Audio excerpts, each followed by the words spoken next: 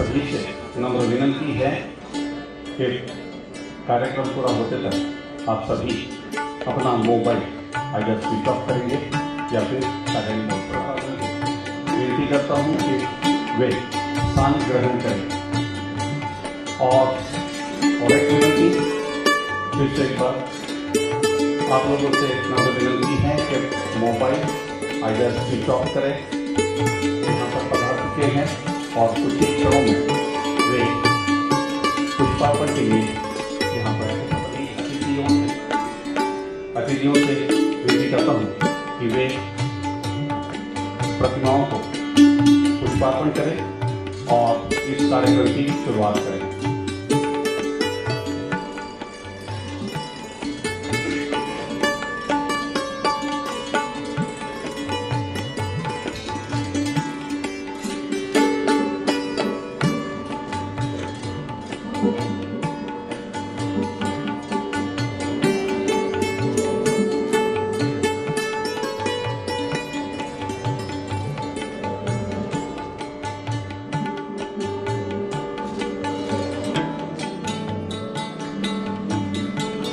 जय हिंद।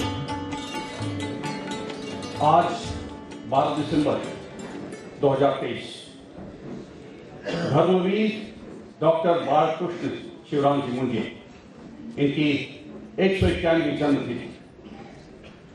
पिछले कई सालों से इस उपलक्ष्य में सेंट्रल हिंदू मेरिडी एजुकेशन सोसाइटी यानी कि भोसला 3 दिवसीय व्याख्यानमाला का आयोजन कर रहा है। इसी तरीके से कल 11 दिसंबर को पहला पुष्प पिरोया गया, जिसमें air marshal Ajit Bhosale sir इन्होंने छत्रपति शिवाजी महाराज के ऊपर हमें ज्ञान दिया। और आज इस दूसरा पुष्प पिरोने के लिए हम यहाँ पर एकत्रित हुए हैं। आज के सम्मानीय अतिथि श्रीमती मधुमती जी सरदेसाई राठौड़ MBBS 1999 के राज्य सेवा परीक्षा में महिलाओं में सर्वप्रथम क्रमांक से उत्तीर्ण हुए हैं।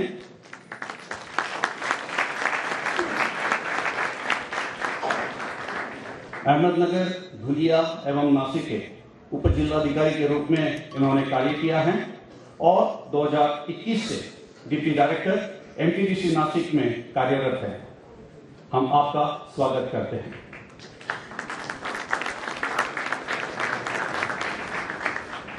आज के प्रमुख अतिथि माननीय श्री संदीप जी कर्णिक IPS आयुक्त नासिक पुलिस। इन्होंने इलेक्ट्रॉनिक्स विषय में इंजीनियरिंग की है। 2004 में वो इंडियन पुलिस डिपार्टमेंट में ज्वाइन हुए। इन्होंने अभी तक नगर, ठाणे, नागपुर, जालना, नांदेड़, पुणे ऐसे जिलों में कर्तव्य निभाया है। और नासिक में आने से पहले वे पुणे में जॉइंट कमिश्नर के रूप में कार्यरत थे और अभी कमिश्नर नासिक पुलिस के रूप में यहां पर कार्यरत है। हम आपका स्वागत करते हैं।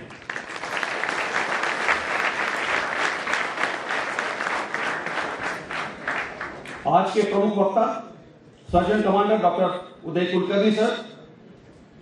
इन्होंने 1974 में arm forces medical college join किया और 1979 में as a doctor Indian navy को ज्वाइन किया। शुरुआत में इन्होंने कई अलग अलग जहाजों पर एज अ डॉक्टर काम किया। उसी समय इन्होंने मुंबई विद्यापीठ से मास्टर डिग्री प्राप्त की और उसके बाद ज्यादातर इनकी पोस्टिंग इंडियन नेवल हॉस्पिटलशिप अश्विनी पर रही।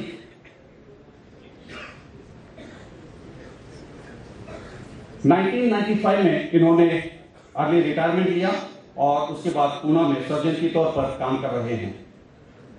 पिछले 15 साल वो KM के कंसल्टेंट भी रहे हैं। इनकी खासियत यह है कि बचपन से ही इन्हें इतिहास का लगाव लग गया है।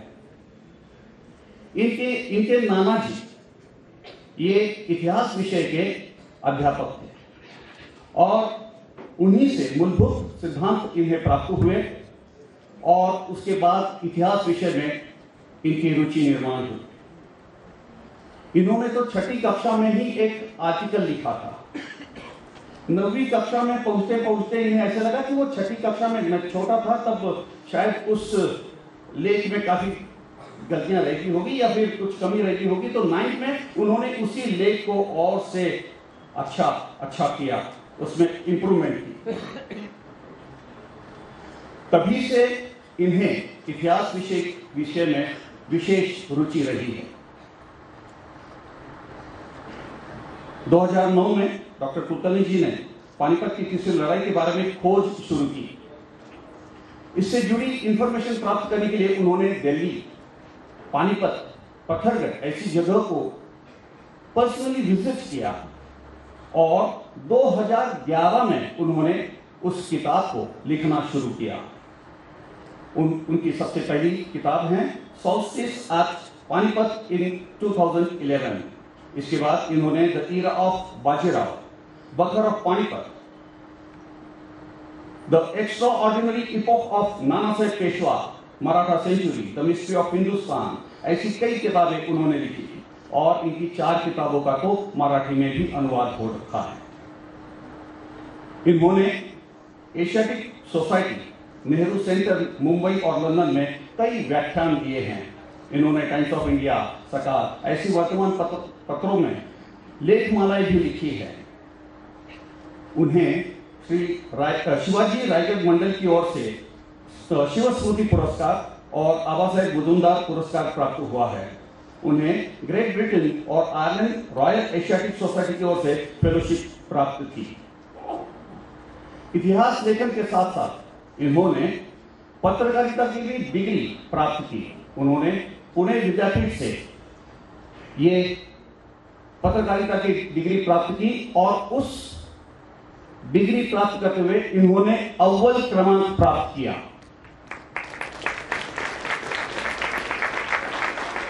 वे पत्रकारिता में भी रुचि रखते हैं। मैं आपका स्वागत करता हूं।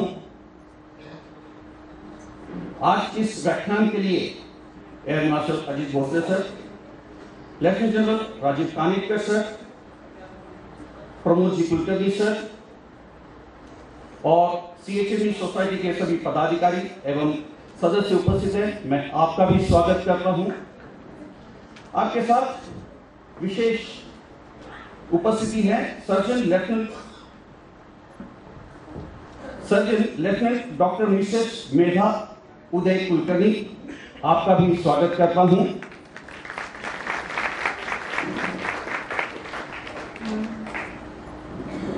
हमारे बीच आचार्य महामंडलेश्वर तारा मंदिर के पुजारी सर ये भी उपस्थित है। मैं इनका भी स्वागत करता हूं। यहां पर उपस्थित नासिक शहर के सभी श्रोतागण, आपका भी स्वागत करता हूं। CHME सोसाइटी के सभी स्टाफ, सभी रामगंजी, मैं आपका भी स्वागत करता हूं और CHME सोसाइटी के सर कार्यवाह CMA हेमंत जी देशपांडे सर, आपको विनती करता हूं कि वे अतिथियों का स्वागत करें। CMA Shri Hemant G Deshpande sir.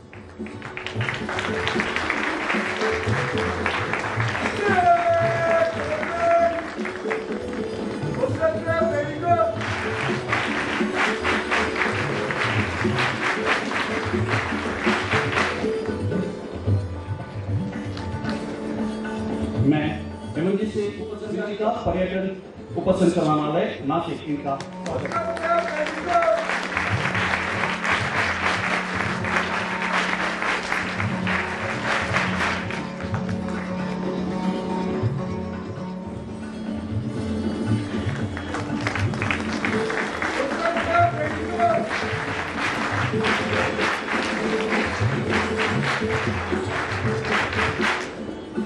Sir please, thank you. अभी मैं central Hindu military education society के सर कार्यवाह श्री हेमंत जी से विनती करता हूं कि वे यहाँ आकर एक विशेष सत्कार जाहीर करें। आज आपल्यामध्ये एक विशेष सत्कारार्थी बसले आहेत, त्यांना मी मंचावर यायला विनंती करतो। त्या डॉक्टर मनोहर शिंदे आणि मिसेस शिंदे यांना मी दोघांना विनंती करतो की त्यांनी मंचावर यावं। त्यांना कदाचित आवडणार नाही, परंतु डॉक्टर मनोहर शिंदे आपल्याला सगळ्यांना माहिती आहे की नाशिकमध्ये श्री गुरुजी रुग्णालय इथे हे कार्डिओलॉजिस्ट म्हणून काम करतात।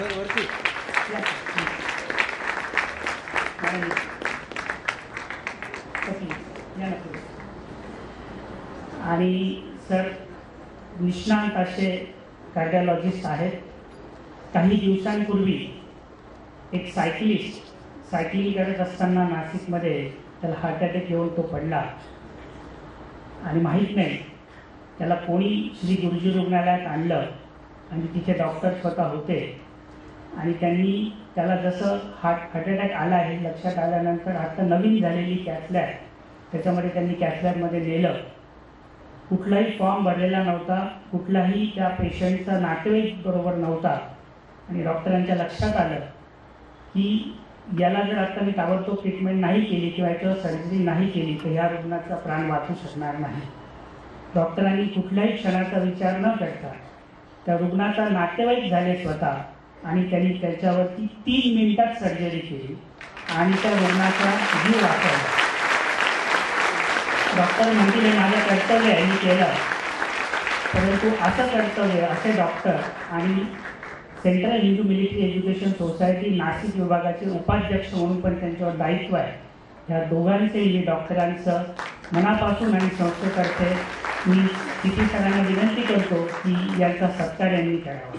हे करू शकतात असे डॉक्टर शिंदेसारखे डॉक्टरच करू शकतात, अदरवाईज हॉस्पिटलमध्ये गेल्यावर फॉर्म भरावा लागतो, सर्जरीसाठी कुठलाही रुग्णाची सही नाही आणि ते सगळं पूर्ण त्याचा जीव वाचवला त्या रुग्णाचा, ते खरोखरच दिले आणि समाजासमोर येण्यासाठी आज त्यांना न आवडत असताना देखील हा सत्कार केला जातो।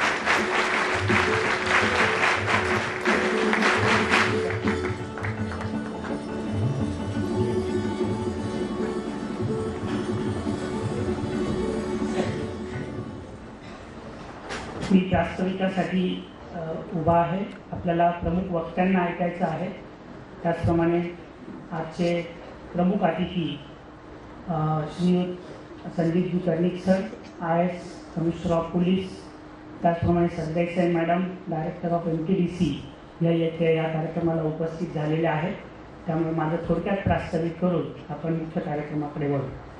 नासिक को भोसला मिलिट्री स्कूल से जाना जाता है असं भारताचे माननीय पंतप्रधान नरेंद्रजी मोदी यांनी नाशिकमध्ये आल्यावरती त्यांच्या भाषणामध्ये उल्लेख केला आणि तेही भोसले मिलिट्री स्कूल से जाना जातं।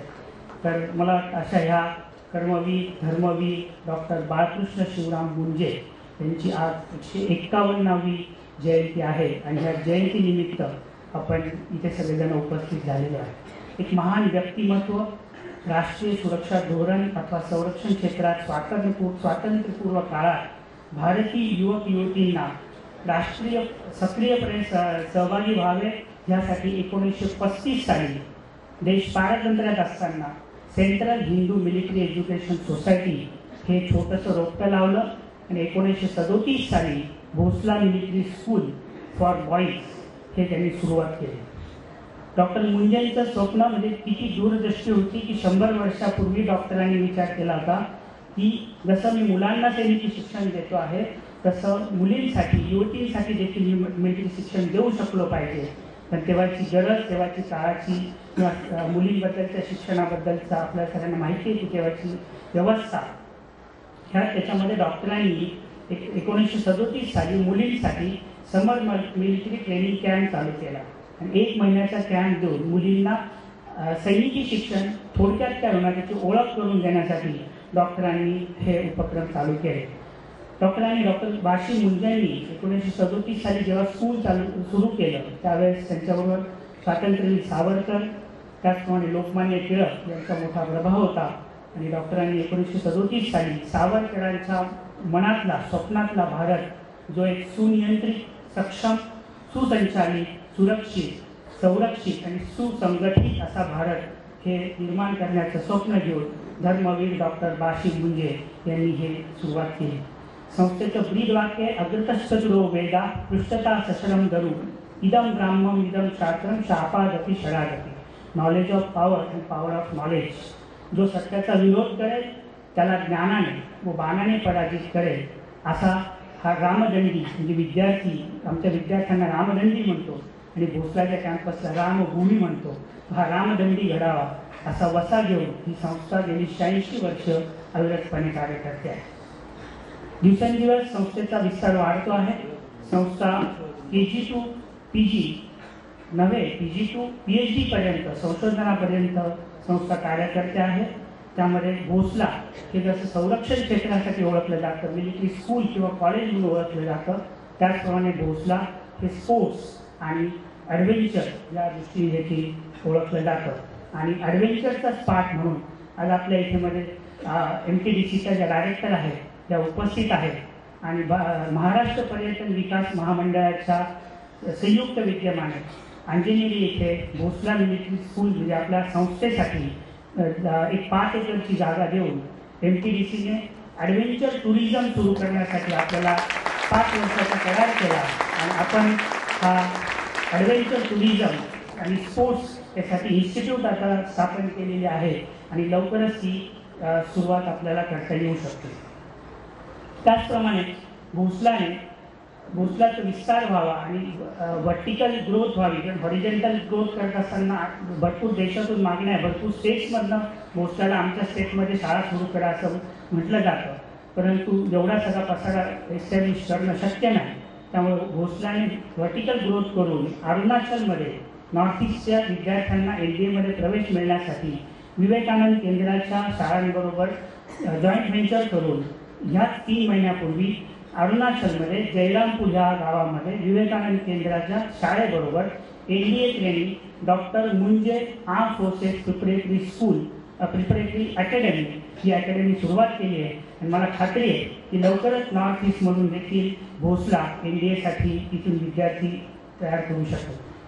आजच्या दिवशी मला एक भारतरत्न अटलजी वाजपेयी जेव्हा भोसलामध्ये आले होते आणि त्यांनी जेव्हा भोसलामध्ये आल्यानंतर त्यांनी जे भाषण केलं होतं, मला वाटतं की त्याचा संदर्भ समाजामध्ये आज त्याची गरज आहे आणि समाजामध्ये त्यांचं मी भाषण, त्यांचा जो कोट आहे तो मी आपल्यासमोर मांडतो. कोट आहे, मेरे लिए ये बड़ी आनंद और गौरव का विषय है कि मैं भोसला मिलिट्री स्कूल के हीरक जयंती समारोह में शामिल हो रहा हूँ. मुझे स्वयं इस स्कूल में प्रशिक्षण प्राप्त करने का अवसर नहीं मिला, इसके लिए मुझे हमेशा खेद रहेगा. जिन लोगों को यहाँ ट्रेनिंग का अवसर मिला है वे सचमुच में सौभाग्यशाली है और मैं उन्हें बधाई देता हूँ. एक राष्ट्रीय स्वयंसेवक संघ के स्वयंसेवक के नाते थोड़ी सी ट्रेनिंग मैंने भी तो पाई है. 3rd ईयर ट्रेंड होने का दावा तो कर सकता हूँ, लेकिन वह 1944 की बात है.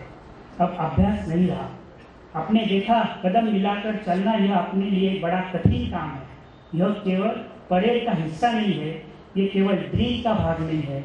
हम अपने देश में सबके साथ कदम से कदम मिलाकर चले और महान भारत के निर्माण के लिए एक दूसरे के साथ सहयोग करें, इस बात की बड़ी आवश्यकता है. अनकोट. इतिहास हा सांगण्यासाठी असतो आणि तो सांगावा, कारण भूतकाळ भविष्याकडे जात प्रकाशमान व्हावा, प्रकाश झोतात यावा व हा विचार समाजामध्ये मोठ्या प्रमाणात स्वीकारण्यात यावा, ह्यासाठी ही भोसलाची धडपड. आणि भोसला म्हणून डॉक्टर मुंजे जयंतीनिमित्त संरक्षण दलातील विविध वक्त्यांना बोलवून लेक्चर सिरीज घेते. ह्यापूर्वी गेल्या 10-15 वर्षापासून लेक्चर सिरीज घेतो. त्यापूर्वी ही कॅम्पसमध्ये व्हायची, परंतु कॅम्पसमध्ये नाशिककर पोहोचू शकत नव्हते. अशी भीती होती की भोसलाच्या कॅम्पसमध्ये आम्हाला प्रवेश नाही. त्यामुळे भोसलानी ही जाहीररित्या समाजाच्या सगळ्या यांच्यापर्यंत पोहोचावं ह्यासाठी ही लेक्चर सिरीज सुरू झालेली आहे. आणि कालच इथे पहिलं पुष्प आमचे उपाध्यक्ष एअर मार्शल अजितजी भोसले सरांनी पहिलं लेक्चर हे शिवाजी महाराज आणि त्यांची शिकवण ह्यावरती खूप छान लेक्चर काल झालं. आणि आजचं लेक्चर हे surgeon commander doctor Udayji Kulkarni यांचं पेशवे आणि त्यांची रणनीती ह्या संरक्षण रणनीती ह्या विषयावर आपणा सर्वांना संबोधित करणार आहे आणि दुसरं पुष्प सरांच्या इथून आज गुंफणार आहे. आजच्या कार्यक्रमाचे प्रमुख पाहुणे म्हणून IPS संदीप कर्णिक सर, माननीय पोलीस आयुक्त, तसेच विशेष अतिथी श्रीमती मधुमती सरदेसाई राठोड मॅडम, माननीय उपसंचालिका पर्यटन विभाग, ह्या आपल्याला ह्या कार्यक्रमासाठी लाभल्या आहेत. आजच्या प्रमुख वक्त्यांमध्ये मी जास्त वेळ घेत नाही. मला वाटतं त्यांचे देखील या भोसला परिवारातर्फे स्वागत करतो व माझ्या 2 शब्दांना विराम देतो. जय हिंद. आज के प्रमुख वक्ता, प्रमुख अतिथि माननीय श्री संदीप जी कर्णिक IPS पुलिस आयुक्त नासिक, इनसे अनुरोध करता हूँ कि वे हमें मार्गदर्शन करें. व्यासपीठासमोर बसलेले मान्यवर, CHMESचे सर्व कमिटी मेंबर्स, सर्व असोसिएट्स, सर्व बसलेले विद्यार्थी आणि नाशिककर, सर्वप्रथम मी आपले आभार मानतो की ह्या व्यासपीठावर आणि स्टेजवर आपण मला बसवून इथे सर्वांशी बोलण्याचा हा जो सन्मान दिलेला आहे. Thank you very much. थँक्यू. माझ्यासाठी खूप मोठी गोष्ट आहे ही. आपण अटलजींचे जे शब्द बोललात की एक रिग्रेट आहे की या संस्थेमध्ये शिकायची संधी नाही मिळाली. म्हणजे लहानपणापासून या संस्थेबद्दल आणि या एज्युकेशन इन्स्टिट्यूशनबद्दल ऐकायचो, पण कधी योग आला नाही. पण आज इकडे येऊन खूप चांगलं वाटतंय. नेशन बिल्डिंग, आपल्या देशाची उभारणी, प्रगती याच्यामध्ये प्रमुख वाटा असणारी ही एक संस्था आहे. आणि इथे जे सर्व मुलं मुली बसलेले आहेत आज, तर ते आय एम शुअर सर आपण जसे आहेत त्याच स्टेचरला उद्या हे लोक सर्वजण जातील. They will be leaders of bureaucracy, leaders of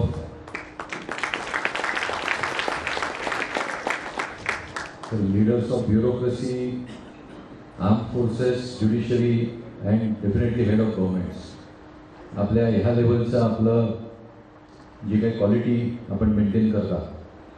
and I am really privilege to be here on this stage today. मी खूप काही बोलणार नाही, कारण आपल्यासारखी मला जास्त उत्सुकता आहे. मी जसं आजचं विषय आजचा जसा बघितला आणि हा कार्यक्रम आहे बघितलं, तसं मी पूर्ण सगळे इव्हिनिंगचे प्रोग्राम सर्व कॅन्सल करून म्हटलं फक्त सरांचं ऐकायचं. आणि सरांबद्दलही खूप ऐकलेलं होतं, पण आज त्यांचा जो काय बायोडाटा म्हटला तर दॅट इज म्हणजे सर खूप एवढे एनर्जी लेवल्स आणि एवढे आपण कमिटमेंट आपण जे काही दाखवलेलं आहे. तर we are lucky to be here today and to hear you sir. And thank you very much for being in Nashik today. मी जास्त बोलत नाही, जास्त वेळ घेत नाही. आपल्या सगळ्यांना सरांचं स्पीच ऐकण्याची उत्सुकता आहे. तरी सगळ्यांना आपल्या भावी वाटचालीसाठी खूप शुभेच्छा. थँक्यू. जय हिंद.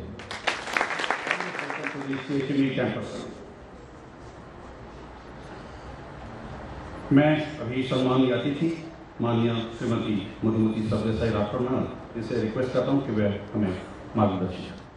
उपस्थित नाशिकचे पोलीस आयुक्त माननीय श्री संदीप कर्णिक साहेब, या कार्यक्रमाचे प्रमुख वक्ते माननीय डॉक्टर उदय कुलकर्णी, संस्थेचे सहकार्यवाह श्री हेमंत देशपांडेजी आणि समोर उपस्थित सर्व अतिथी आणि त्याच्यानंतर या शाळेचे विद्यार्थी. आज दिनांक 12 डिसेंबर रोजी CHMES म्हणजे central Hindu military education society याचे जे संस्थापक होते डॉक्टर पाशे म्हणजे ह्यांचं 151वी जयंती आहे. आणि त्यानिमित्त दरवर्षी CHMESच्या वतीने विविध कार्यक्रम आयोजित केले जातात. तर या कार्यक्रमांमध्ये जी लेक्चर सिरीज आयोजित केली जाते त्यातलं आज दुसरं व्याख्यान आयोजित केलेलं आहे. आणि त्या व्याख्यानासाठी प्रमुख अतिथी म्हणून उपस्थित राहण्याची संधी मला मिळाली, त्याबद्दल मी सर्वप्रथम आयोजकांचे आभार मानते. आणि आजचा जो व्याख्यानाचा विषय आहे श्रीमंत बाजीराव पेशवे यांची संरक्षण रणनीती, अत्यंत उत्सुकतापूर्ण असा हा विषय आहे की जो अजय योद्धा होता, तर त्याने नक्की त्याच्या संरक्षण रणनीतीमध्ये कोणकोणत्या नीती राबवल्या होत्या हे जाणून घ्यायची सर्वांनाच उत्सुकता आहे आणि त्या दृष्टीने आपण इथे सर्वजण जमलेले आहात. CHMES ही जी संस्था आहे आणि त्याच्या अंतर्गत जे भोसला मिलिटरी स्कूल नाशिकमध्ये आहे. जसं आता सरांनी म्हटलं की नाशिक हे भोसला मिलिटरी स्कूलसाठी जाणलं जातं असं आपले माननीय पंतप्रधान म्हणाले होते. भोसला मिलिटरी स्कूल हे महाराष्ट्रामध्ये किंबहुना देशामध्ये सैनिकी शिक्षण देणाऱ्या ज्या काही संस्था आहेत तर त्यामध्ये एक अग्रगण्य अशी संस्था आहे आणि त्याचा मुख्य उद्देश हे मुलांमध्ये क्षात्रतेज निर्माण करणं आणि जी नवीन पिढी आहे ती शारीरिक आणि मानसिकदृष्ट्या सक्षम आणि कणखर बनवणं हे या संस्थेचं मुख्य उद्दिष्ट आहे आणि त्या दृष्टीने ही संस्था अविरतपणे कार्य करत आहे. मला सांगायला आनंद आणि अभिमान वाटतो की माझे यजमान सुद्धा एक रामदंडे आहेत, ते मुस्लिम मदत शिकवत आहेत आणि मुलींसाठी जो काही 1 महिन्याचा कोर्स आयोजित केला जातो तो मी स्वतः केलेला आहे. तर त्यामुळे हा चांगला योग आलेला आहे. आता माननीय हेमंत देशपांडे सरांनी सांगितलं की आता अंजनेरी इथे पर्यटन संचालनालय आणि CHMES यांच्या संयुक्त विद्यमाने आपण एक ॲडव्हेंचर ट्रेनिंग इन्स्टिट्यूट चालू करत आहोत. ह्या इन्स्टिट्यूटमध्ये लँड बेस्ड आणि एअर बेस्ड असे जे काही ॲडव्हेंचर चे विविध प्रकार आहेत, म्हणजे ट्रेकिंग असेल, रॅफटिंग असेल, रॉक क्लाइम्बिंग असेल आणि एअर बेस्ड म्हणजे पॅराग्लायडिंग असेल किंवा इतर अजून काही प्रकार असतील. तर ह्या सर्वांचं शास्त्रशुद्ध प्रशिक्षण हे की जी अंजनेरी येथील संस्था आता चालू होणार आहे तिथे दिलं जाणार आहे. त्याचं काम जवळजवळ पूर्ण होत आलेलं आहे आणि साधारण 1 महिन्याभरामध्ये त्याचं उद्घाटन आपण करू शकू अशी अपेक्षा आहे. आणि आपल्याला माहिती आहे की ॲडव्हेंचर टुरिझम हा एक प्रकार आता खूप मोठ्या प्रमाणामध्ये चालू झालेला आहे. खूप प्रकारचे हौशी ट्रेकर्स, रॉक क्लाइंबर्स, रॅपलर्स असे आपल्याला दिसतात. त्यांनी कुठे शास्त्रशुद्ध प्रशिक्षण घेतलेलं नसतं आणि त्यामुळे अनेक अपघातही होऊ शकतात. तर हे सर्व टाळण्याच्या दृष्टीने आणि अर्थात टुरिझमला सुद्धा त्याच्यामुळे प्रोत्साहन मिळेल म्हणून ही अशा प्रकारची ही पहिलीच अशा प्रकारची संस्था ही महाराष्ट्रामध्ये चालू होत आहे. ह्याच्या आधी असं कुठलं प्रशिक्षण जर घ्यायचं असेल तर उत्तरेकडे मनाली किंवा उत्तरकाशी किंवा दार्जिलिंग इथे ज्या संस्था आहेत तिथे जावं लागत होतं.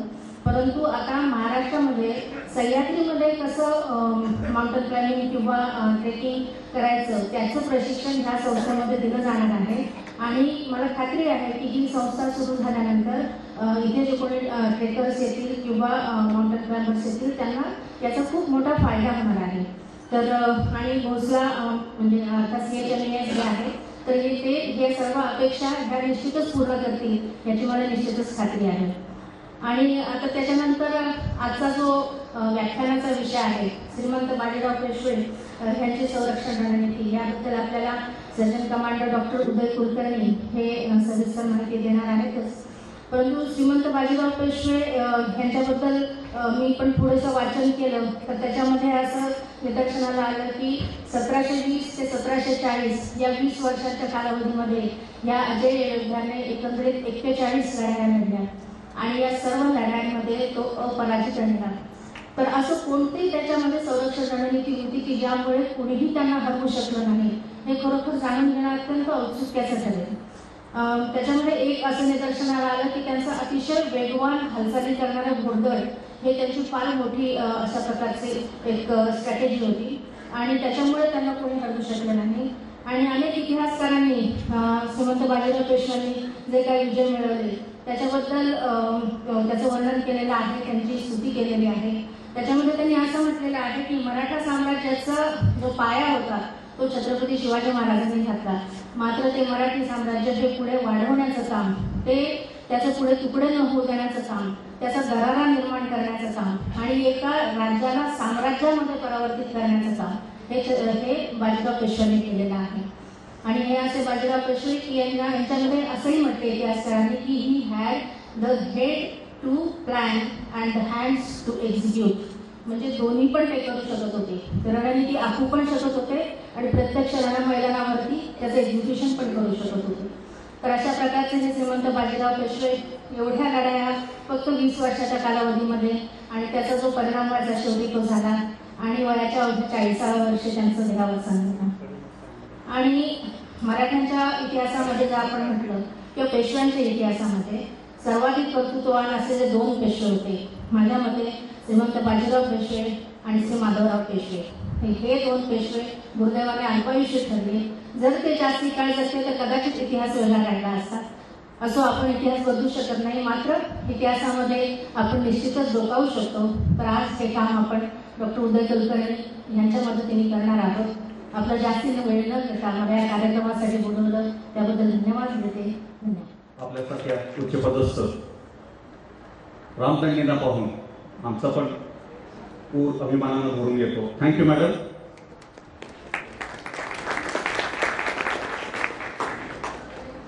यानंतर एक वैयक्तिक पद्य होणार आहे आणि त्यानंतर आजचे प्रमुख वक्ता surgeon commander doctor Uday Kulkarni sir यांचं श्रीमंत बाजीराव पेशवे यांची रणनीती या विषयावर व्याख्यान होणार आहे. त्यापूर्वी एक पद्य आणि त्या पद्यानंतर कोणताही व्यवधान न बाळगता पद्यानंतर इमिडिएटली लेक्चर सुरू होणार आहे. तर मी श्रीमती नीलिमा दलाल मॅडम यांना पद्यासाठी आमंत्रित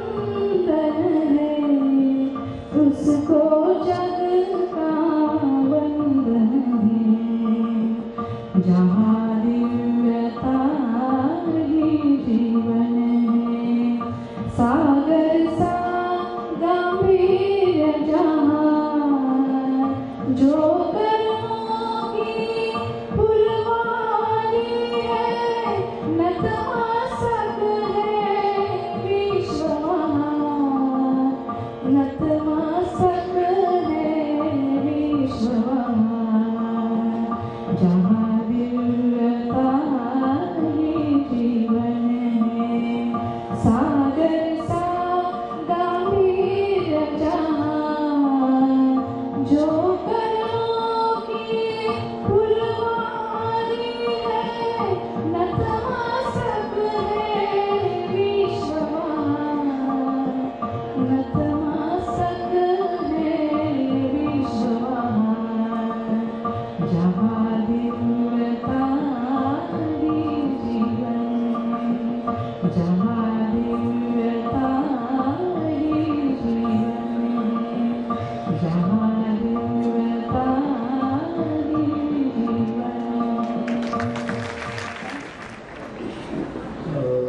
Respected Sri Sandeep Karnik ji, Dr. Madhuvanti ji, Sri Hemant Deshpande, Air Marshal Mr. Air Marshal Bhosle, General Kanetkar, Chandrasekhar Mehne, who is speaking tomorrow, members of the Marathi Shahi who are coming here today, Amit Pethe, Dr. Vinsurkar. I can see a lot of very eminent faces in the audience. Mahant ji aalele hai. So it's an honor to speak before such an enlightened audience today, and I'm deeply honored that the Vosla Military School has called me here for the second time this year to speak on a subject which is rather close to my heart. I will be primarily speaking in Marathi after these few introductory comments. So the first thing that I would like to say is that when we think of Bajirao and Bajiraw's Saurakshan Yuddha Niti, Air Marshal Bhushan Gokhale sir, that you have met him in Pune, in all his speeches he always says that please don't call us defense forces, please call us armed forces. So instead of saying Saurakshan Rananiti, I'll just rephrase it to Yuddha Niti, because that is what Bajirao did. He was proactive. He went to other places and captured new lands.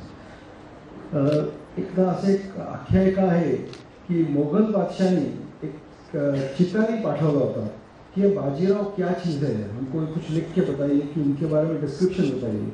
तर त्यांनी पद्यामध्ये बाजीरावाचे वर्णन केले आणि ते पद्यामध्ये हे वर्णन असं आहे, तुरुंगमावरी मूर्ती शोभे एका रेखीतीत पाय, घोड्याच्या एका रेखीतीत पाय फक्त आहे, दुजा आडवा घोड्यावरती घोडा ठुमकत जाय, मानेवरती ठेवूनी दिधली अनीन घोड्याची ती, असं खांद्यावर ठेवले, स्कंदी भाला हसत मुखावरी शोभे अनुपम कांती, मंदिल मस्तकी रुबरी अंगी अंगरखा तो साजे, पचंग कटीला वस्त्र नेसले ब्राह्मण घाटी चेजे, स्वतःच हाती कणसे चोळूनी दाणे टाकी बदनी लाल मिरच्या ठेवल्या त्यातूनी खाई मधुनी मधुनी. हे जर पिक्चर डोळ्यासमोर आणलं की एकच पाय रेखीत आहे आणि खांद्यावर टाकली आहे, हातामध्ये चोळतोय आणि कणसाची तोंडात टाकतोय आणि मध्ये मध्ये लाल मिरची खातोय, हे जेव्हा वर्णन मोहम्मद शहाला पोचलं तो म्हटला हे तो शैतान आहे, आणि त्याच्या दृष्टीने तो शैतानच होता. यदुनाथ सरकारांनी जे काही शब्द बाजीरावांच्या बद्दल लिहिले ते म्हणतात की आपण जेव्हा या देशातल्या 1720च्या राजकीय परिस्थितीची 1740 सालाशी तुलना करतो तेव्हा पहिल्या बाजीरावाचं इतिहासातलं स्थान स्पष्ट ठळक रूपाने डोळ्यासमोर येतं. या 20 वर्षात मराठा राज्य बदललं आणि संपूर्ण हिंदुस्थानाच्या राजकारणाची समीकरणं बदलून गेली. बाजीरावाच्या कर्तृत्वामुळे हे बदल घडले हे एकही इतिहासकार नाकारू शकणार नाही. तेव्हा बाजीरावांचं कार्य फार मोठं होतं. शिवछत्रपतींनी स्वराज्य स्थापन केलं, राज्याभिषेक केला, त्यानंतर औरंगजेबाचं आक्रमण महाराष्ट्रात आलं, 25 वर्ष संभाजी महाराज, राजाराम महाराज, तालाराणी एक कडवं झुंज दिलं, त्याच्यातून मराठी शाहीला 18व्या शतकात बघता आलं, नाहीतर तेव्हाच ते संपुष्टात येण्याची शक्यता होती. 1707 साली औरंगजेबाच्या मृत्यूनंतर एक 6 वर्षामध्ये बाळाजी विश्वनाथांना पेशवेपदी येण्याचा योग आला. त्याचं कारण होतं की आधीचे जे पेशवे होते बहिरोपंत पिंगळे यांना कान्होजी आंग्र्यांनी तुरुंगातच टाकलं होतं, आणि कान्होजी आंग्र्यांना सामोरं जाण्यासाठी आयत्या वेळेला बाळाजी विश्वनाथांना वस्त्र देऊन त्यांना तिकडे पाठवण्यात आलं, आणि त्यांनी कान्होजी आंग्र्यांना आपल्याकडे वळवून घेतलं, त्यांना सांगितलं शाहू महाराजांची सेवा करा, हे खरे महाराज आहेत. तेव्हा ह्या सगळ्या पार्श्वभूमीवर आपण बाजीरावाचं जे युग सुरू होतं त्याची ही पार्श्वभूमी आहे. 1803 एक 100 वर्षानंतरची गोष्ट आहे.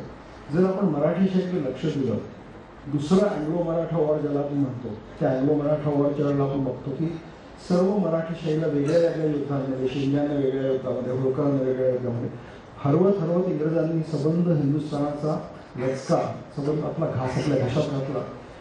पण त्यावेळेला जे सेनापती मराठी शाही निर्माण करत होती त्यावेळेला सेनापतींचा एक मोठा अभाव होता. 1803 नंतर मराठी शाहीमध्ये नवीन सेनापती निर्माण झाले नाहीत. शेवटच्या युद्धामध्ये 1817-18 मध्ये आपल्याला 2च सेनापती मोजता येतात, एक म्हणजे बापू गोखले आणि दुसरे म्हणजे त्र्यंबकजी डेंगरे. तेव्हा हे सेनापतींचा अभाव जो झाला आणि त्याच्यानंतर जे निशस्त्रीकरण, सैन्यामध्ये आपल्या लोकांना भरती न होणं, हे सगळं जे प्रकार होत गेला, तर डॉक्टर मुंजे यांचं जे एक दृष्टी होती की जोपर्यंत तुम्ही इथल्या हिंदू युवकांना सैन्याचे शिक्षण देत नाही, त्यांना जोपर्यंत सैन्यात घेत नाही, तोपर्यंत भारताचा हे जे परकीय आपल्यावर जे छत्र आलेलं आहे हे दूर हटणार नाही, आपण स्वातंत्र्य आपलं टिकवू शकणार नाही. आणि त्याच्यातून ह्या शाळेची निर्मिती त्यांची झाली आहे. हे आपल्याला आज त्यांच्या 151व्या जन्मदिवशी मला विशेष करून नमूद करावं. योगायोग असा आहे की 12 डिसेंबरला डॉक्टर मुंजेंचा 151वा जन्मदिवस आहे. आज माझ्या आईचाही जन्मदिवस होता. ती आज नाही आहे, पण मला वाटतं की आज मेन्शन करायला हरकत नाही.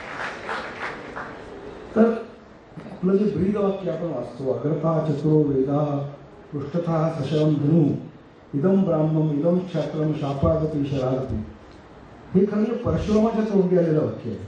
आणि त्याचा अर्थ असा आहे की 4ही वेद मला मौखिक आहेत, अर्थात मला ज्ञान आहे, पाठीवर धनुष्यबाण आहे, अर्थात शौर्य आहे, ब्राह्मतेज आणि क्षात्रतेज दोन्ही माझ्यात आहेत.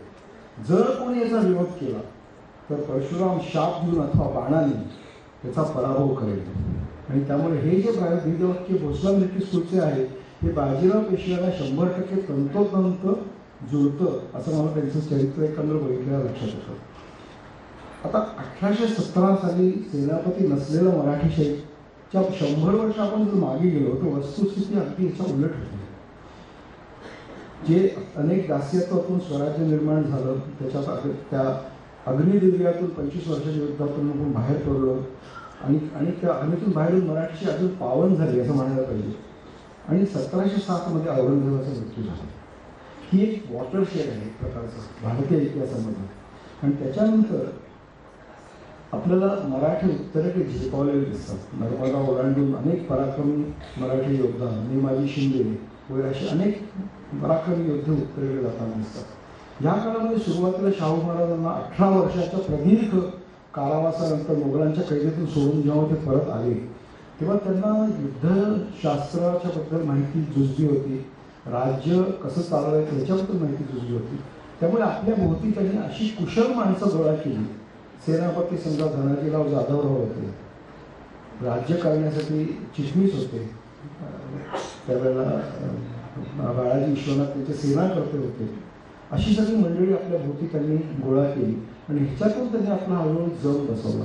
मराठीशाही दोन दुही करण्यासाठी, फूट पाडण्यासाठी त्यांना सोडण्यात आलं होतं आणि ती फूट पडली.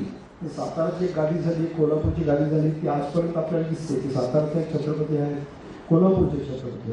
तर मोगलांचा तो कावाच होता मुळे. आणि ह्याच्यातून 1713 मध्ये जेव्हा कान्होजी आंग्रे आक्रमण करून आले, घाट चढून राजमाचीचा किल्ला घेऊन ते म्हणले की सातारावर हल्ला करतो आणि शाहू महाराजांना काढून ताराराणींना फक्त एकमेव छत्रपतीचं गादी सांभाळायचं काम देतो, तेव्हा त्याच्यासमोर बाळाजी विश्वनाथ गेले आणि आपल्याकडे त्यांना वळवून घेतलं. आणि ते आपल्याला 1715 ते 1713 सुमारास ही घटना झाली. तिथून जे मुख्य 4 पेशवे आपण बघतो, बाळाजी विश्वनाथ, बाजीराव, नानासाहेब, माधवराव, यांचा काळ ते 1713 पासून आपल्याला सुरू झालेला दिसतो. आता बाजीरावाच्याबद्दल बोलायचं तर युद्ध कला कुठून शिकली. प्रत्येकाला कोणीतरी गुरु लागतो, प्रत्येकाने त्या एकलव्य होऊ शकत नाही. तेव्हा वयाच्या 11व्या वर्षी सेनापती चंद्रसेन जाधवांचं आणि बाळाजी विश्वनाथचं वाकडं आलं होतं. आणि 11 वर्षाचा बाजीराव त्यावेळेला आपल्या वडिलांच्या बरोबर त्याच युद्धामध्ये सहभागी झाला. आणि त्यावेळेला त्यांना पिलाजी जाधवराव, सुभेदार पिलाजी जाधवराव, आज ते बरं उपेक्षित नाव आहे, पण हे फार त्यावेळेला श्रेष्ठ कार्य केलेले सरदार होते. त्यांना तुम्ही जर कुणाला गुरु बाजीरावांचं म्हणायचं असेल तर पिलाजी जाधवरावांचं त्याच्यात नाव घ्यायला लागतं. तर पिलाजी जाधवरावांनी 11 वर्षापासून अनेक मोहिमा जे बाजीराव आपल्या वडिलांच्या बरोबर गेले त्यात पिलाजी जाधवराव नेहमी असायचे. आणि तिथून कदाचित त्यांना युद्धशास्त्राचा बालपडू मिळाला असं एक म्हणायला हरकत नाही आपल्याला. 1720-19 साली एक मोठी घटना घडली आणि मॅग्ना कार्टा जसं आपण इंग्लंडच्या बद्दल म्हणतो तशी एक सनद मराठी शाहीला मिळाली. त्यावेळेला मोगल बादशाह सर्व सुप्रीम आहे असं एक भारतात मान्यता होती आणि त्याची मान्यता मिळाल्याशिवाय आपण राजे होऊ शकत नाही अशी 18व्या शतकात मान्यता झाली होती. आणि मुघल बादशाह फरुख सिराज दिल्लीला आणि त्याचा जो इकडे व्हाईसरॉय होता दक्षिणेमध्ये हुसेन अली यांचं एकमेकांशी वाकडं आलं. तर हुसेन अलींनी शाहू महाराजांना सांगितलं मला 30,000 मराठा सैन्य द्या आणि मला दिल्लीला जाऊन या बादशाला तख्तावरून खाली ओढायचं. तेव्हा 30,000 मराठा सैन्य बाळाजी विश्वनाथ, सेनापती खंडेराव दाभाडे आणि बाजीराव जस्ट 18 वर्षाचा मुलगा त्याला 30,000 सैन्य मराठा घेऊन नर्मदा ओलांडून औरंगजेबाच्या मृत्यूनंतर केवळ 12 वर्षांनी 30,000 मराठा सैन्य हे दिल्लीत दाखल झाले. 1719 साली फरुख सिराजला तर तख्तावरून काढलं. दुसरा एक पॉपेट एम्परर त्याच्या जागेवर ठेवला आणि त्याच्यानंतर ते सर्व मुघल बादशाह पॉपेटच होते. आत्ता आपले इतिहासकार अजूनही आपल्याला सांगतायत की इकडे मुघल एम्पायर गॉट ओव्हर आणि ब्रिटिश एम्पायर स्टार्टेड. हे मधली जी 150 वर्षाची मराठा सेंचुरी आहे इकडे जाणीवपूर्वक दुर्लक्ष करत आलेलं होतं. म्हणजे ब्रिटिशांच्या काळी शिक्षण झालं, इंडिपेंडन्सच्या नंतर 75 वर्ष आपण जे टेक्स्टबुक्समध्ये शिकतोय ते हेच शिकतोय की मुघल एम्पायर संपलं आणि ब्रिटिश एम्पायर सुरू झालं. ही एक मोठी एक प्रकारची एक लाय ज्याला म्हणू शकतो आपण, ही आपल्या पुढच्या पिढ्यांना सांगत आलेलं आहे पाठ्यपुस्तकांमधून. आणि हे मधलं जो पिरियड मराठा सेंचुरीचा आहे तो मराठा सेंचुरीचा पिरियड अतिशय महत्त्वाचा आहे. आणि त्यामुळे आपल्या कल्चरल अँड सिव्हिलायझेशन आज आपण जे बघतो बदल झाले हे त्या 100 वर्षात केलेल्या कार्यामुळे आपल्याला दिसतात.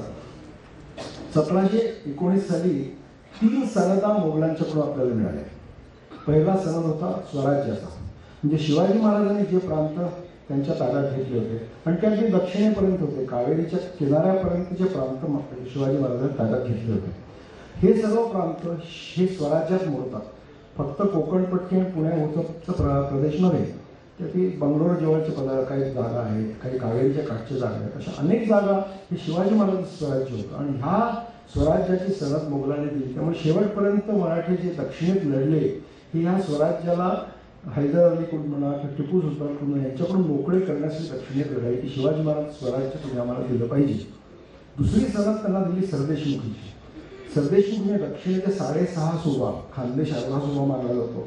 या 6.5 सुबाची जी काही रेव्हेन्यू यायची त्या रेव्हेन्यूच्या 10% सरदेशमुखी म्हणून शाहू महाराजांना दिली जात असे. आणि तिसरी सनद चौथ म्हणजे अप्रॉक्सिमेटली 20 ते 25% टोटल रेव्हेन्यूचा भाग तुम्ही मराठ्यांना द्यायचा. हे अधिपत्य मान्य करण्याचा एक प्रकार होता. दुसरा होता की त्या मांडलिक राजावर जर कोणी आक्रमण केलं तर त्याच्या रक्षणासाठी मराठे समोर जातील आणि स्वतः त्यांच्यावर आक्रमण करणार नाही. हा एक चौथची कल्पना होती. चौथ काय मराठ्यांचं इन्व्हेन्शन नव्हतं. हे चौथ पोर्तुगीजांनी कोकणातल्या एका राजाकडून पूर्वीपासून घेतलेलं होतं. तर ते आपण फक्त त्यांच्याकडून घेतलं, बॉरो केलं मराठ्यांनी. चौथ हे काय आपणच फक्त निर्माण केलेले प्रकार नाही. तर ही 3 सनदा बाळाजी विश्वनाथ आणि शिवाय शिवाजी महाराजांची एक पत्नी शाहू महाराजांच्या मातोश्री ह्या सगळ्या जवळजवळ 30 वर्ष मोगलांच्या तुरुंगात होत्या. त्या 1719 साली त्यांना तिथून सुटका केली आणि त्यांना परत साताराला आणलं आणि शाहू महाराजांना जवळजवळ 15 वर्षांनी आपल्या मातोश्रींचं दर्शन झालं.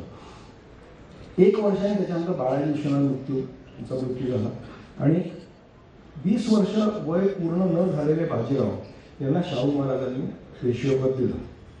पण देताना ते म्हणजे की बऱ्याच लोकांनी त्याला विरोध केला की एवढा पोरगा आहे, नुसता इकडे घोड्यावर पळत असतो इकडून तिकडे, याला तुम्ही पेशवेपद देता, प्राईम मिनिस्टर एखाद्या मोठ्या राज्याचा.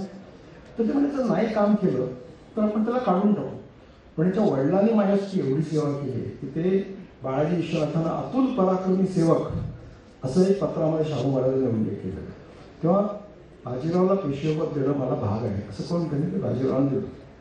मध्ये 2-3 वर्ष पहिले 3-4 वर्ष बाजीरावची कारकीर्द तुम्ही बघितली तर तो ऑल ओव्हर खानदेश म्हणा, माळवा म्हणा, नर्मदेच्या इकडे, तापीच्या काठात, मराठवाडा, विदर्भ, पश्चिम महाराष्ट्र, कोकण इथे घोड्यावर नुसता फिरत होता.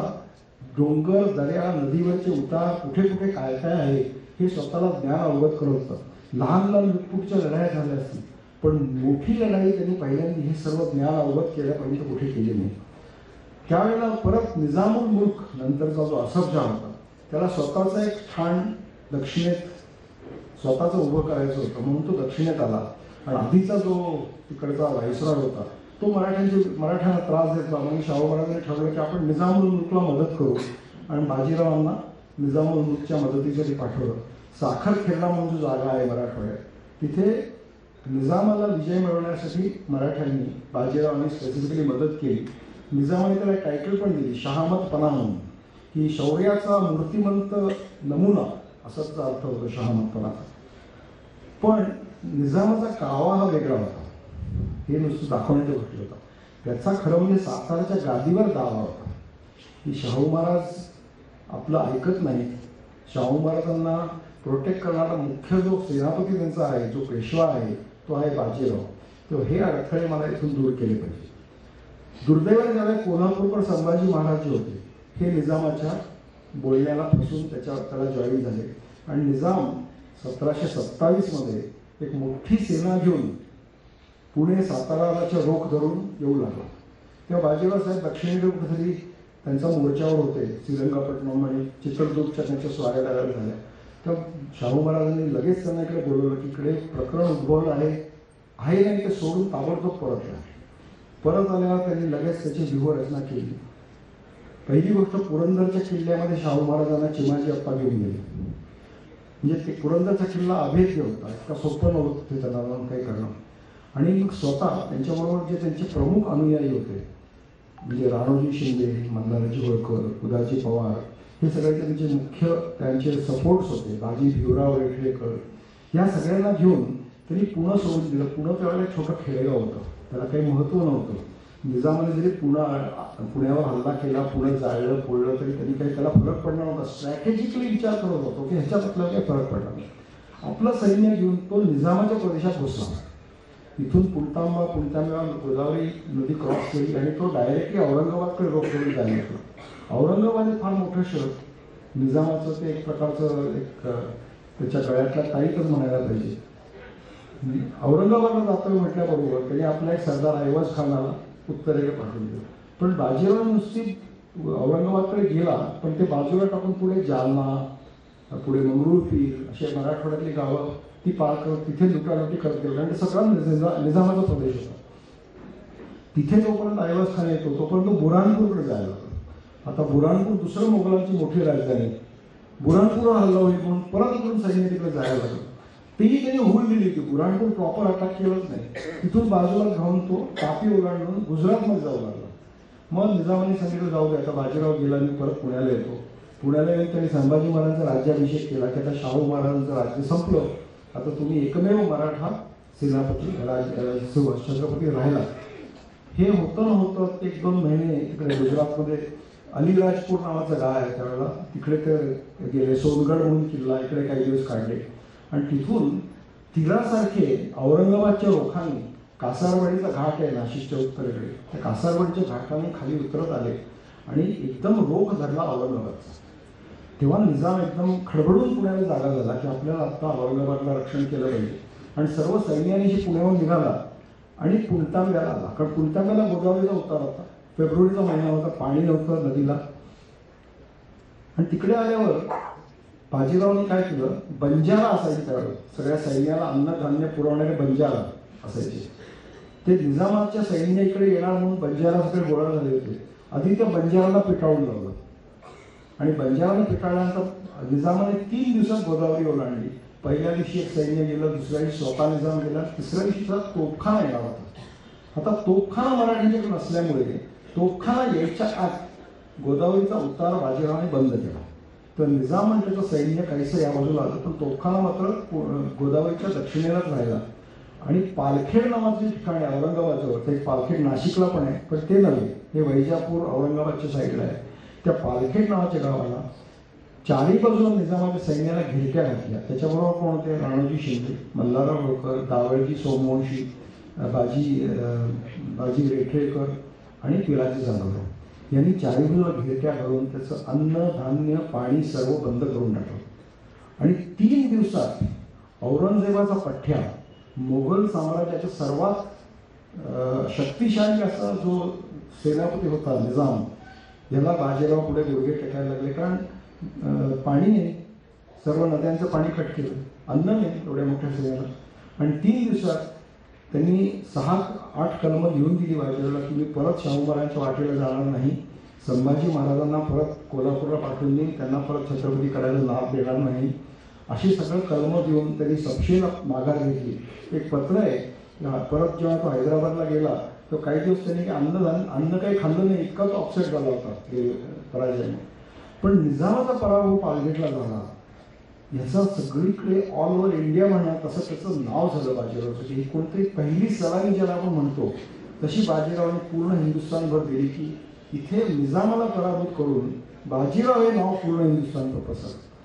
इनफॅक्ट ह्या सगळ्या स्ट्रॅटेजिक मोबिलिटी जी त्यांनी केली, जे एकीकडे सैन्य घेऊन दुसऱ्याच्या प्रदेशात घुसणं, त्याला डायव्हर्ट करणं, परत तिसरीकडे जाणं, हे सगळी जी स्ट्रॅटेजिक मोबिलिटी आहे. दुसऱ्या महायुद्धातले जे टँक वॉरफेअरचे ज्येष्ठ सेनानी होते मॉन्टगोमरी, त्यांनी एक पुस्तक लिहिलं कन्साइज हिस्ट्री ऑफ वॉरफेअरमध्ये. त्याच्यातल्या पालखेडच्या मोहिमेला त्यांनी जवळ 1.5 पान पालखेडच्या मोहिमेवर लिहिलं आहे. आणि त्यात ते लिहितात की this was a masterpiece in strategic mobility. हे त्यांनी त्यावेळेला अभ्यासून त्याच्याबद्दल असं त्यांचं मत त्यांनी त्यावेळेला दिलेलं आहे. तेव्हा ह्यामुळे बाजीरावचं नाव झालं. पण त्याच्यानंतर ते थांबले नाही. विदिन अ फ्यू मंथ्स त्याच्यानंतर त्यांचे धाकटे बंधू जे होते शिवाजी अप्पा यांना त्यांनी माळव्यावर पाठवलं. आता माळव्यातून जर हिंदुस्थानाचा नाव बघितला तर रफली आजच्या मध्य प्रदेशला कॉरेस्पॉन्ड होतो. पण हा अतिशय महत्त्वाचा सुभा का आहे, कारण उत्तर भारत आणि दक्षिण भारत याला कनेक्टिंग लिंक ही एकच आहे. मध्ये तो गोंडवाना छत्तीसगड त्यावेळेला सगळी अरण्य होती, तिथून कुठलंही सैन्य पास व्हायचं नाही. नाहीतर मग एकदम पूर्वेकडे जायला पाहिजे बंगाल वगैरे सगळे. तर माळवा हा जो प्रांत होता ह्याच्यावर पहिल्यापासून मराठ्यांनी आपला त्याच्यावर कब्जा पाहिजे हे पहिल्यापासून ठरवलं होतं. त्यामुळे आधी माळव्यावर स्वारी करायची. आणि चिमाजी अप्पा बाजीरावपेक्षा 5-6 वर्षांनी लहान होता, त्याला त्यांनी पाठवलं तो माळव्याला. आता चिमाजी अप्पा आणि बाजीरावच्या युद्ध शैलीमधला फरक आपल्याला या युद्धामधून आपल्याला पहिल्यांदा प्रकर्षाने जाणवतो. इकडे निजामाला आवडून त्यांनी त्याचं अन्नपाणी बंद करून रक्तस्राव न करता त्याला गुडघे टेकायला लावले. चिमाजी अप्पा तिकडे जातो, धारच्या जवळ आमझेरा नावाचं गाव आहे. त्या आमझेराला गिरीधर बहादूर नावाचा एक आणि दया बहादूर हे 2 मोगलांचे सुभेदार होते माळव्यांचे. समोरासमोर 3 तास लढाई करून त्या दोघांना ते युद्धात मारून टाकलं. आणि त्याच्यानंतर उज्जैनला गेला, उज्जैनहून त्यांनी बेडा घातला. किंवा चिमाजी अप्पाचे सर्व जी आपण बघतो, जो आजचा विषय नसला तरी सर्वची जी लढाया झाल्या, पहिली ही माळव्याची, दुसरी सिद्धीसाठ जो कोकणामध्ये सिद्ध्याचा त्यांनी समोरासमोर युद्धामध्ये त्याला मारून टाकलं. आणि तिसरं युद्ध वसईचं, जिथे पोर्तुगीजांची लढाई करून वसई उत्तर तिरंगा सगळं जे होतं, मुंबईच्या उत्तरेकडे मोठं दमणपर्यंत पोर्तुगीजांचं राज्य पसरलेलं जे मराठ्यांनी जिंकलं 1737 1739 साली, ते सगळं शिवाजीने समोरासमोर हल्ला करून घेतलंय. या गोष्टी मोकळ्या करण्यासाठी 12,000 लोकांनी आपले जीव दिलेले आहे. वसई आणि साष्टी मोकळं करण्यासाठी पोर्तुगीजांकडून. कारण तिकडे पोर्तुगीजांच्याकडून हिंदू लोकांच्यावर जे अत्याचार होत होते त्यामुळे त्यांनी ह्या भागांवर हल्ले केले. आणि त्यामुळे इंग्रजांना भीती वाटायला लागली, आता हे आपल्यावर येणार ठीक आहे. पण इंग्रज फक्त ट्रेडर्स आहेत, ते कोणाच्या धर्मावर अत्याचार त्याच्यावर करत नाही. म्हणून मुंबई म्हणजे बांद्र्यापर्यंत येऊन मुंबईमध्ये जाण्यासाठी बाजीराव काही उत्सुक नव्हता, कारण ते इंग्रज काही त्रास देत नव्हते कुठल्या लोकांना, लोकल लोकांना. त्यामुळे ते इंग्रज तिथे राहिले. त्यावेळेला माळवा काबीज केलं त्यावेळेला बाजीरावचं पत्र आहे ते त्यांनी चिमाजीला पाठवलं. आपला धाकटा भाऊ काय करतोय, पहिल्या मोहिमेवर जातोय, तिकडे लक्ष तर होतंच. तो म्हणतो तुम्ही त्याला आणि पोट भरणे, आम्ही या राणी जातो. या राणी म्हणजे ते बुंदेलखंडला जाणार होते. चित्तात अहंता न आणणे, इगोइझम स्वतःमध्ये आणू नका की हट्टाला पेटवून हे जिंकलंच पाहिजे. अहंता, मी कोणीतरी ग्रेट आहे, ही अहंता मनामध्ये आणू नका. इज्जत राहे, आपली इज्जत राहे आणि कार्य साधे, तो अर्थच. आपलं काम पण झालं पाहिजे पण आपली इज्जत पण राहिली पाहिजे, आपलं नाव राहिलं पाहिजे. अशा प्रकारे तुम्ही काम करा, असं तो बाबा शिवाजी अप्पा लिहितो. तर इकडे माळवा काबीज करता करता तोपर्यंत ऑलरेडी बाजीरावचं बुंदेलखंडात जाण्याची स्वारी सुरू झाली होती. तर बुंदेलखंडात जाण्यात एक आख्यायिका आहे की छत्रसालनी त्याला आमंत्रण पाठवलं, कारण मोहम्मद खान बंगश जो अलाहाबादचा सुभेदार होता यांनी आक्रमण केलं होतं बुंदेलखंडावर. आणि छत्रसाल त्यावेळेला जवळजवळ 80 वर्षाचा होता. छत्रसाल जवळजवळ त्याला शरण गेलेला अशा स्थितीत असताना बाजीराव पण बुंदेलखंडाकडे चालला होता. तेव्हा असं म्हणतात की छत्रसालने एक मोठी कविता लिहून बाजीरावला पाठवली, ज्यातलं जे मुख्य एक 2 ओळी आहेत. जो गत ग्राह गजेंद्र की, सो गत भई है आज, बाजी जात बुंदेल की बाजी आखो लाज. ते म्हणजे जे विष्णू पुराणामध्ये गजेंद्र हत्ती एका मगरीच्या जबड्यात सापडलेला असतो